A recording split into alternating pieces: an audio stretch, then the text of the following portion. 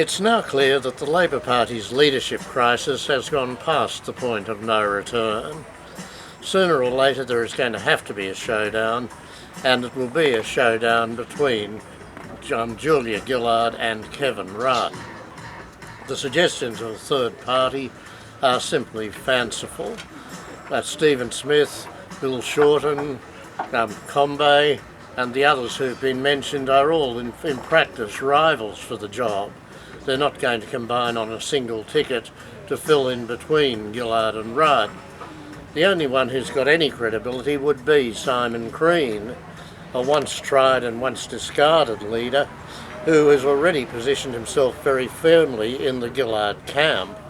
To suggest that putting him into the job could solve the crisis is again wishful thinking. But the fact that sooner or later it's going to come to a showdown doesn't mean that we know when or how, let alone what the result will be. One of the few sensible things that's been said recently was by Simon Crean, who pointed out that simply switching leaders won't solve the Labor Party's problems, and he should know. He was part of the push that led to the leadership change in 2010, and that's done anything but solve the Labor Party's problems.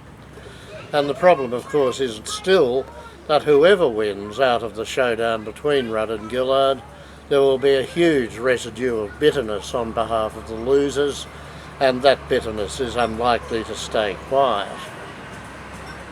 At present, the numbers are still on Gillard's side, but they're drifting away every day. And for that reason alone, it's probably sensible for Gillard to try and bring the crisis on early, knock Rudd off before his support can solidify. The problem there, of course, is to do so would disrupt the Queensland state election campaign, but to wait till after the poll on March the 24th might be to play into Rudd's hands. Then there's the problem of the impending legislation. Nobody wants an election before July the 1st, when the benefits of the carbon tax kick in. But if Rudd were to win, he'd almost certainly feel he had to go to the polls almost immediately. There are ifs and buts all over the place, and so far we don't know how it's going to work out, but be worked out it will. There's nothing the media like better than a leadership crisis in whatever party it occurs, and the media are not going to let this opportunity slip for the rest of the year. I'm Mungo MacCallum.